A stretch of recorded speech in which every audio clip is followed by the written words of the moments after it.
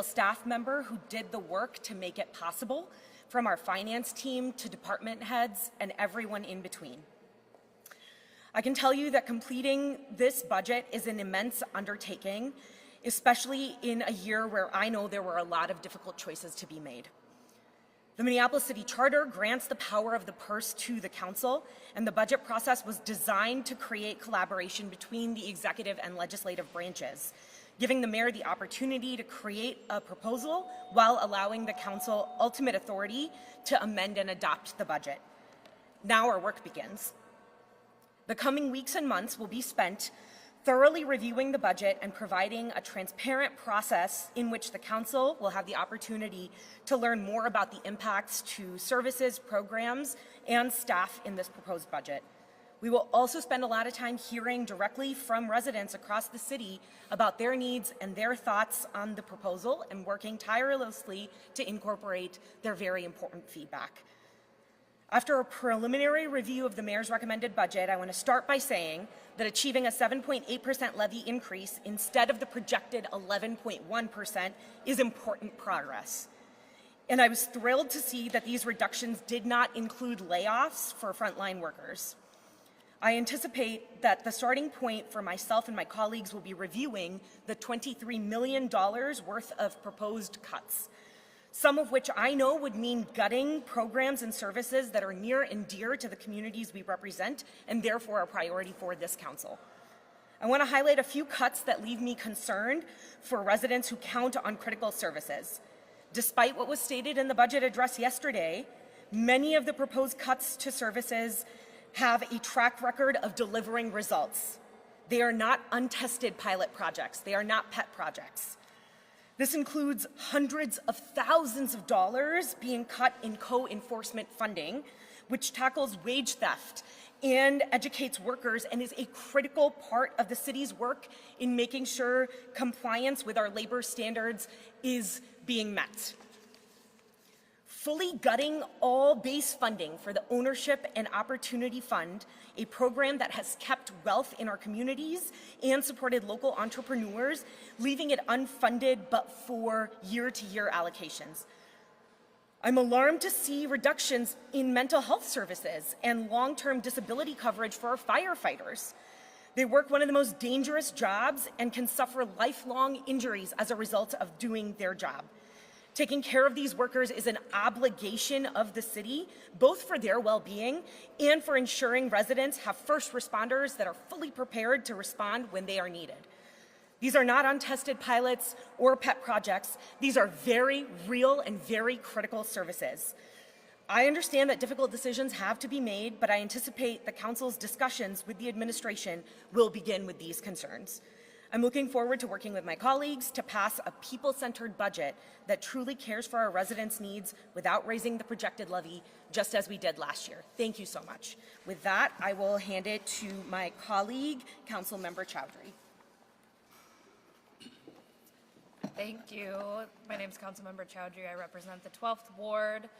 I think it's really important to be eyes wide open on this budget and understand that our constituencies will be impacted depending on these cuts. For me, as a council member who led on the budget amendment to give ongoing funding for the first time ever for co-enforcement, it's deeply disheartening to see that cut, because the people who are impacted by those cuts are going to be largely, of course, working people, but immigrant community members who are facing the worst conditions in workplaces. They're the ones that are bearing the brunt of wage theft and so many other labor violations. And in a moment where our immigrant community is under attack, it is deeply concerning that we are seeing such important funding being cut that has taken many years of fighting in order to get just in our last city budget. I am making a commitment to our community, to the constituents in our city, to the local businesses in our city, that we are going to be very deliberative as a city council. We are going to take our time with this budget. We are going to give some much needed transparency to this process and communicate with constituents. That is the role of the city council, and we are going to have to make tough decisions, but we aren't going to shy away from sharing what those are. I think it's very easy in an election year to be compelled to paint a rosy picture about a tough budget where there is 23 million cuts, but that's not what the city council is going to do. We're going to have an open and honest conversation about our city budget, because a budget ultimately is a moral document, and we want to make sure that we are setting our city up to be resilient, especially as we have a hostile federal government that is taking actions every single day that are unpredictable, that have real impacts at the local level. Next, I will introduce my colleague, Councilmember Wansley.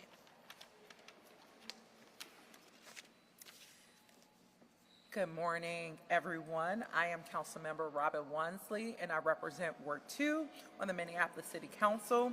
I want to first say thank you to Budget Chair, Council Vice President Chektai, for your leadership as we head into another year of the budget process. Over the past several years, Council has worked closely with the community to ensure that the city budget invests in programs and services that matter most to them. Last year, in fact, our Senior Advisory Committee helped us as a body understand the challenges that residents face when they want to age in place, stay in their homes, essentially. And we worked with them to fund a program that gives small grants and loans to seniors to make sure that their homes are up to code and are livable and safe, and supportive places to age without having to move or leave their communities.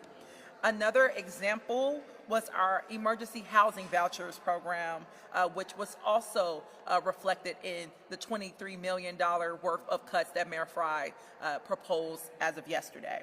And this program was an exciting and new partnership between the City of Minneapolis, Hennepin County, Minneapolis Public Housing Authority, and through this partnership, it would have provided permanent housing and wraparound services to 50 individuals and 50 families who are experiencing chronic homelessness, which we know is a predominant issue and has been a predominant issue impacting so many residents across the city.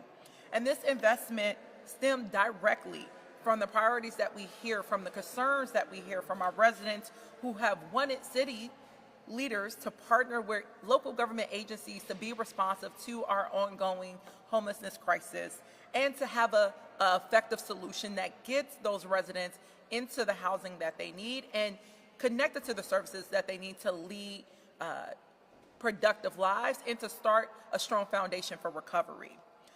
We also hear every year from residents that snow and ice make sidewalks inaccessible to pedestrians, to our elders, to residents with disabilities, to those who have strollers because they have families and have to navigate the city. We heard that concern for several years of how to make our sidewalks more accessible during the winter months.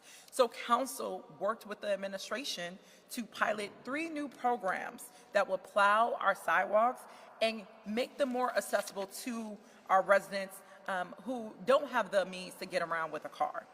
And the first year went great. The Frey administration gave a recent report out on the steady and supportive progress that is being made with that pilot just earlier this spring. And residents themselves have been praising the huge impact that this has had on their lives in making our city more accessible to them. Yesterday, we learned that Mayor Frey is also proposing to cut that initiative as well, which also is not untested. His staff gave a progress report on that, as I mentioned, just a few months ago that showed great progress being made. And I know that there are residents that are out there in our city who are seeing the proposed cuts and are thinking, what does this mean for me, for my family, for my neighborhood, who absolutely rely on these services. And to those residents, I want to make sure that you know that Council has your back.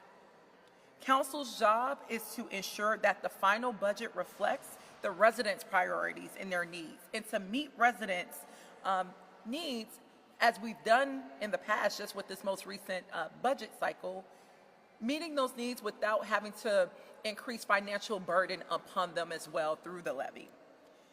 And so I look forward, as my colleagues shared before me, towards meeting those needs. bringing forward a budget that is people-centered and that is also not going to raise the levy in the way that is going to exacerbate financial impacts on working class residents who are already feeling the brunt of the impacts of our hostile federal government as they're making cuts to critical social services and programs. So I look forward to working with my colleagues in the coming months to bring a budget that is reflective of our city and its most pressing needs. And I look forward to making sure that we do what we can to restore and save those programs that our most vulnerable residents rely on. So thank you. And with that, we stand for questions. All right, we're ready for questions. Does it look like there are targeted cuts to certain boards or anything? We are really early in the process. I don't know that we are seeing targeted cuts in certain wards. We are seeing significant cuts to programs that our residents rely on, as we've highlighted. Or maybe certain council members' projects, maybe is a better word. You know, I think that the most significant cuts we are seeing are to programs in housing that address homelessness and to programs that support working people in improving their lives. Can you clarify about for example, the housing voucher program? I mean, like that was presented as, certainly not a pet project in the sense that pet project has like pork barrel project kind of connotations, but if it wasn't actually enacted because there are no, if no vouchers were given out because there's no capacity to give them out, so I'm wondering if you can give more detail. Yeah, I'm going to have Councilmember Wansley address that. Yes. So for over a year, the city of Minneapolis, the county, and the Minneapolis Public Housing Authority worked together to even enter into a financial agreement that was just a week away from being signed to say that we are going to get these dollars out and get these vouchers implemented and start getting people housed. I have an email from the Minneapolis Public Housing Authority giving us an update that said that there were stalling efforts amongst the city side that created delays in the implementation of that. And the money was there. There should not have been any delays whatsoever. And when we received a presentation from staff on this, they said it would be possible to get these vouchers out by the fall. The county was ready. The Minneapolis Public Housing Authority was ready. It's the city and the administration, Mayor Frye administration, that has posed the challenges towards that when there was not necessary. So the money is there. Council provided that after a year and a half of conversations, and it's still able to be administered. Again, those partners are ready to get those vouchers out the door. And just to be clear, those vouchers, you believe they're going away? They're not going to be given out within the new stable homes, stable schools program. Those are two separate programs.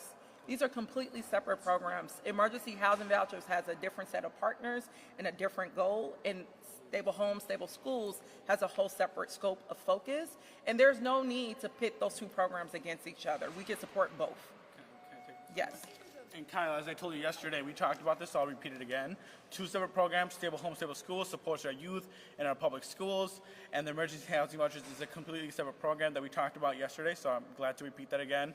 And the important thing here is that last year, the Minneapolis City Council lowered the mayor's proposed levy while still funding the emergency housing vouchers and funding to expand Stable Homes and Stable Schools. So what we're saying is we can do both. We can reduce the levy if we need to. We can fund Stable Homes and Stable Schools and expand that, and we can support emergency housing vouchers. So we can't just say that we're moving a funding from one program to another and then completely eliminating emergency housing vouchers that should be implemented by this administration, to be very clear.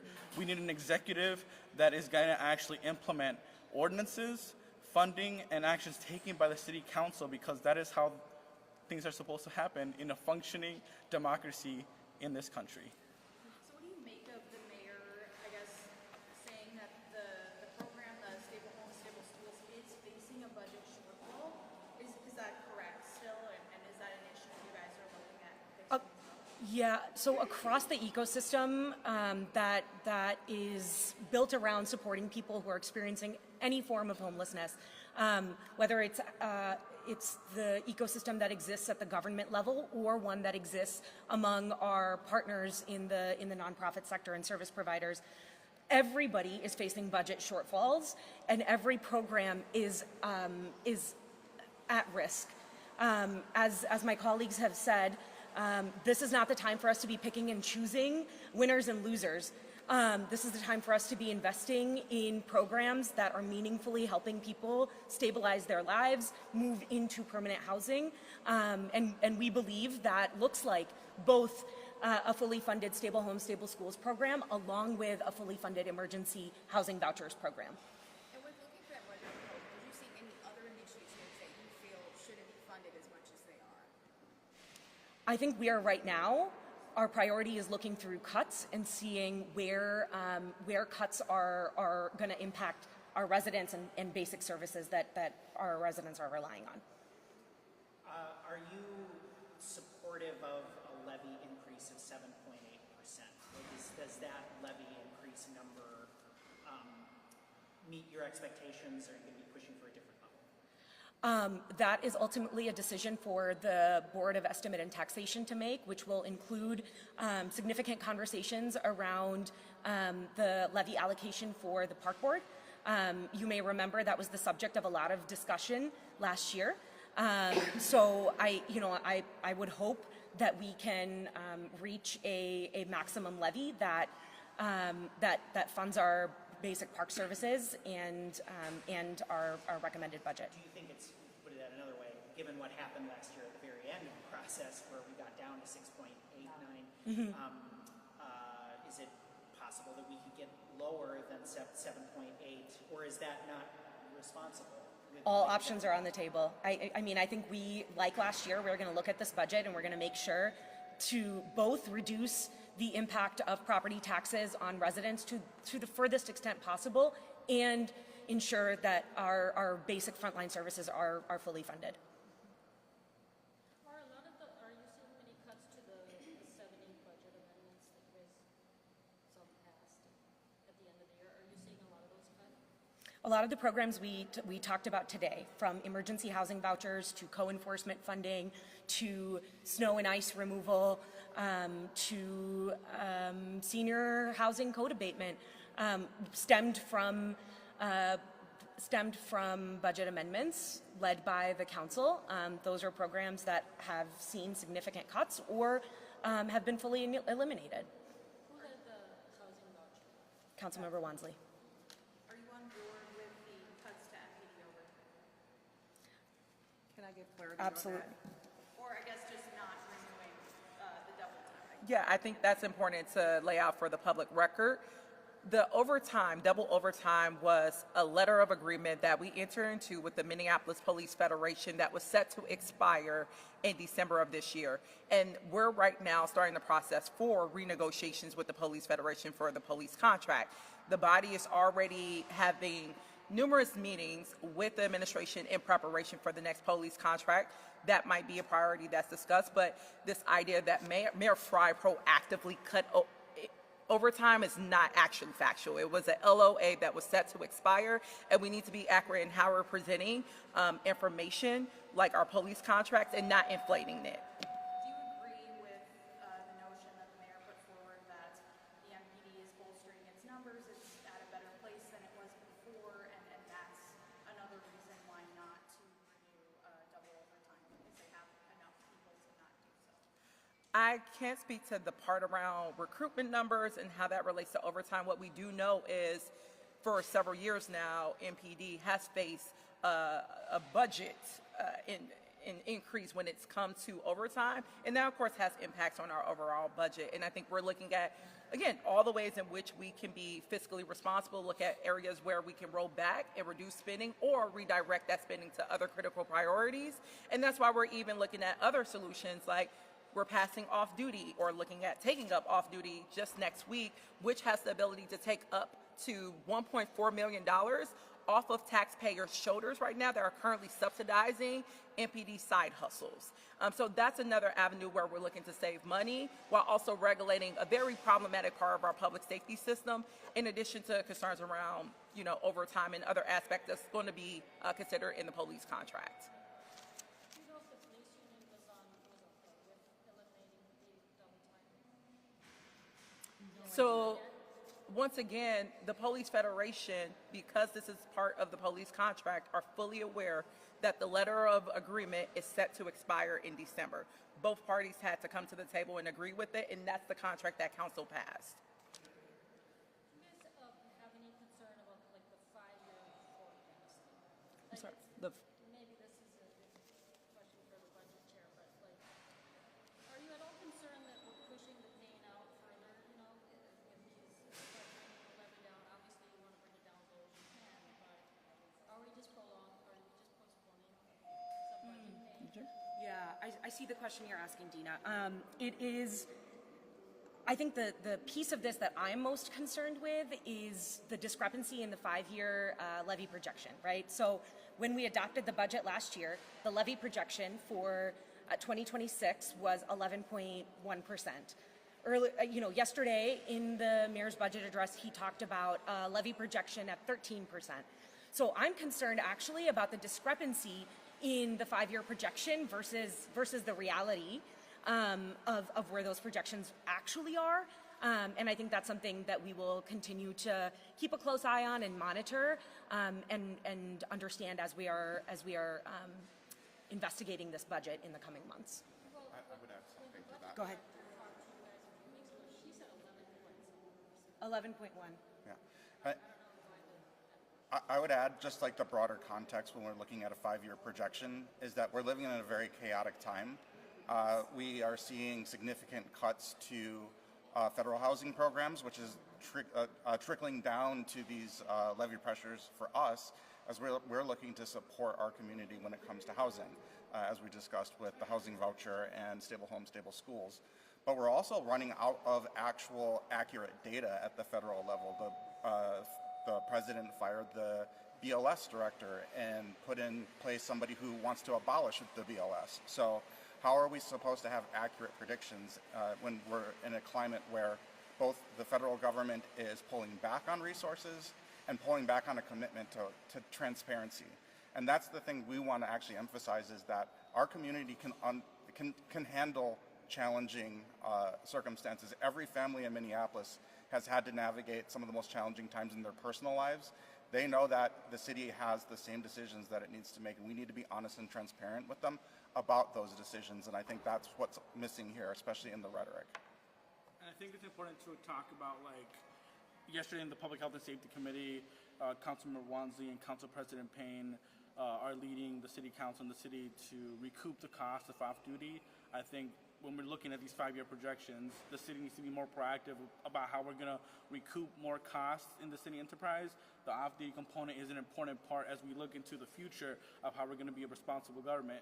I also note that Councilmember Wansley and Council President Payne led the City Council in studying how we can diversify our revenue streams in the city of Minneapolis. That includes taxing the rich, and that is important as we look to the future of Minneapolis to ensure that we have the funding necessary to keep city services intact and protect our most vulnerable community members that are being targeted not only by the Trump administration, but facing the impacts of potential budget cuts here in the city enterprise.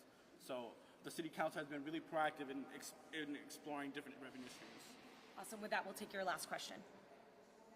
Has the mayor gotten any better at working with the council? Last year, obviously, he vetoed the budget. There was a lot of talk, but he's not. And some of the priorities that were given to him in the meetings, some of them were not in the budget he proposed. Has that gotten any better? This is a council that is always, always, always willing to roll up our sleeves and come to the table and collaborate with the mayor and with the administration to do the work of serving the community we all ultimately represent. I sincerely hope that this year we will see a commitment from the mayor and the administration to come to the table and work with us instead of walking away as they often did last cycle. And in that, they will find really strong partners here on the council. Awesome. Thank you. Thank you.